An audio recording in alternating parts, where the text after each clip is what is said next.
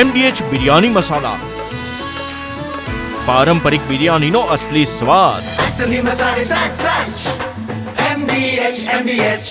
મહેસાણાથી આ સમાચાર સામે આવી રહ્યા છે કે મહેસાણાના બાદલાપુરાથી એક પરિવાર વિદેશ ગયો હતો અને ત્યાં તેમને બંધક બનાવવાની ઘટના સામે આવી રહી છે। બાદલપુરાના પરિવારને લિબિયામાં બંધક બનાવવાની ઘટના। બાદલપુરામાં રહેતા સ્વજનો અને ગ્રામજનોમાં ચિંતાની લહેર છે। બંધકોની મુક્તિ માટે પરિવારના સભ્યોની ગાંધીનગરમાં રજૂઆત। પોર્ટુગલ જવા માટે લગભગ 6 દિવસ પહેલા નીકળ્યો હતો પરિવાર।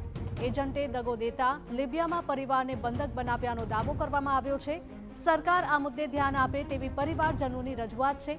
બંધકોને મુક્ત કરવા અપહરણકર્તાઓએ 2 કરોડ રૂપિયાની માંગી છે ખંડણી। વિદેશની ઘેલછા મહેસાણાના પરિવારને ભારે પડી। 3 વર્ષની બાળકી સાથે બાદલપુરા ગામથી યુરોપ જવા નીકળેલું દંપતી લિબિયામાં ફસાયું છે। એજન્ટ્સે તેમને છેતરીને લિબિયામાં મોકલી દીધાના આક્ષેપો ઉઠી રહ્યા છે।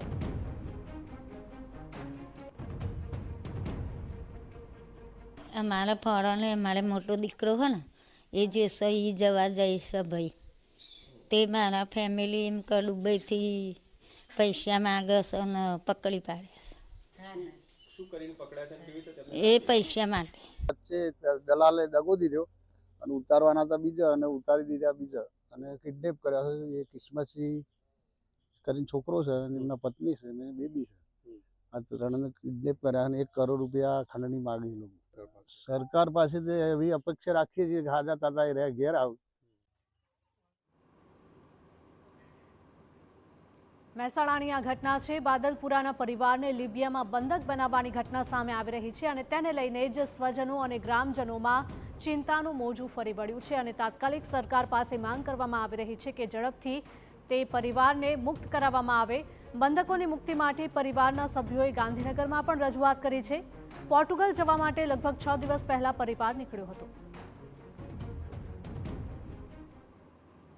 મહેસાણાનું એક પરિવાર કે જે યુરોપ જવા નીકળ્યું પરંતુ અધવચ્ચે એક એમને બંદી બનાવી દેવામાં આવ્યો। જી હા, આ ઘટના છે મહેસાણાના બદલપુરાની કે જે મહેસાણા મેવ પાસે આવ્યું છે। આ એ પરિવારનું ઘર છે। અત્યારે આ પરિવાર ચિંતામાં છે કે કેમ કરીને આ પરિવારના જે સભ્યો છે જેમને બંદી બનાવી ખંડણી માંગવામાં આવી રહી છે તેને પરત લાવવામાં આવે। આ માટે એમને સરકાર પાસે ગુહાર લગાવી છે કે કેમ કરીને અમારા આ પરિવારના સભ્યોને છોડાવી અને પરત લાવી આપો।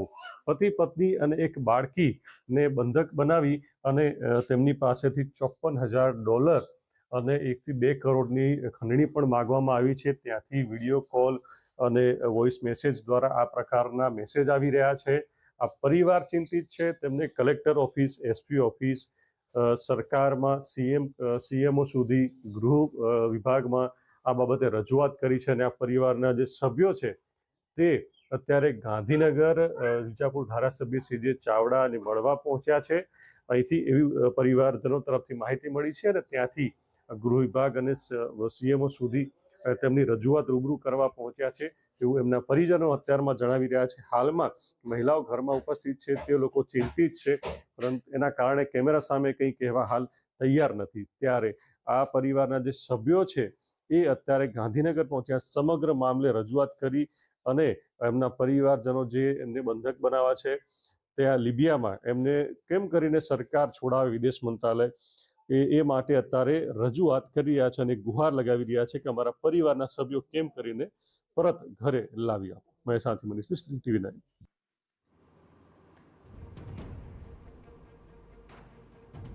બંધકોની મુક્તિ માટે પરિવારના સભ્યોએ ગાંધીનગરમાં રજૂઆત કરી છે। અપહરણકર્તાઓએ 2 કરોડ રૂપિયાની ખંડણી માંગી છે। મહેસાણાના બાદલપુરાના પીડિત પરિવારના સભ્યો ગાંધીનગર ખાતે પહોંચ્યા છે। બંધકોની મુક્તિ માટે પરિવારના સભ્યોએ ગાંધીનગરમાં રજૂઆત કરી।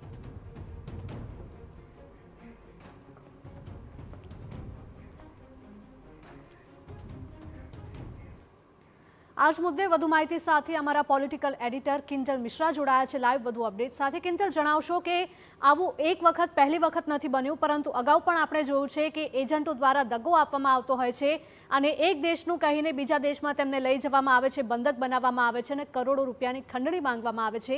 આવી જ ઘટના ફરી એક વખત સામે આવી છે।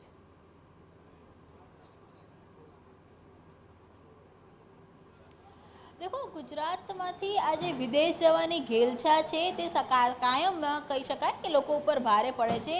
આ બધી તમામ વસ્તુઓનું મૂળ કારણ હિરલ એ છે કે જે વિઝા હોય છે ઓફિશિયલ વિઝા મળતા નથી અને ડંકી રૂટ અથવા તો બીજા ત્રીજા માધ્યમથી એજન્ટો દ્વારા બીજા ત્રીજા માધ્યમથી એટલે કે ઓફિશિયલ રૂટ સિવાયના જે કહી શકાય કે ગેરકાયદેસર માધ્યમોથી ગેરકાયદેસર રસ્તાઓથી જવાનો પ્રયાસ કરે છે અને જે એજન્ટોની ચેન છે એ એજન્ટોની ચેનની અંદર જે નક્કી પૈસાની માંગણી કરવામાં આવતી હોય છે એ પૈસા જ્યારે નથી આપવામાં આવતા અને ત્યારે આખી જે ચેન છે તે બ્રેક થતી હોય છે ને તેના કારણે લોકોને હેરાન પરેશાન થવું પડતું હોય છે. એટલે ચોક્કસ જે વિદેશ જવાની ઘેલછા છે વિદેશ જવાની ઘેલછામાં બેક ટુ બેક સતત ત્રીજો કિસ્સો છે તે સામે આવ્યો છે કે જ્યાં બંધક બનાવી દેવામાં આવ્યા છે. હાલાકે કેમ કે ભારતીય નાગરિક છે કેમ કે ગુજરાતના છે અને જે સીજે ચાવડા કે જે એમએલએ છે તે અત્યારે મધ્યસ્થી કરી રહ્યા છે.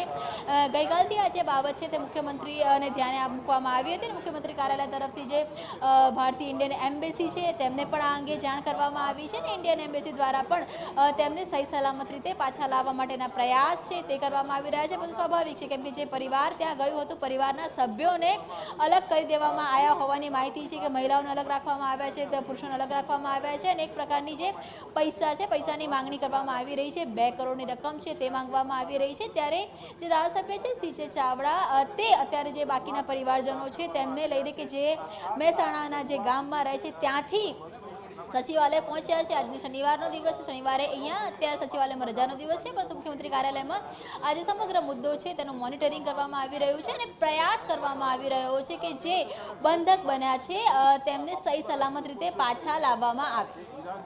બિલકુલ પરિવારજનો હવે શું માંગ કરી રહ્યા છે કિંજલ, કારણ કે પરિવારજનો ગાંધીનગર ખાતે રજૂઆત કરવા માટે પહોંચ્યા હતા, શું તેમની માંગ છે?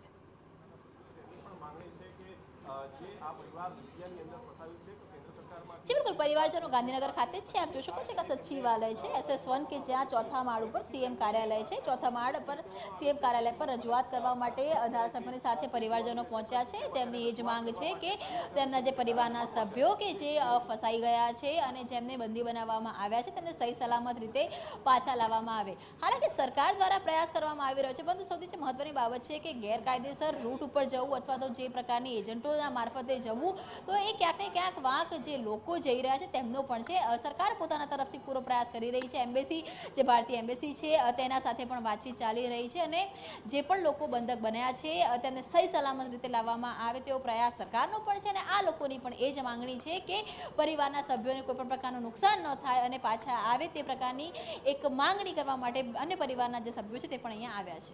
બિલકુલ કિંજલ, માહિતી બદલ આપનો આભાર. તો બંધકોની મુક્તિ માટે હાલ પરિવારજનો ગાંધીનગર ખાતે સીએમને રજૂઆત કરવા માટે પહોંચ્યા છે પરંતુ અવારનવાર આવા બનતા બનાવો ક્યારે અટકશે તે એક સવાલ.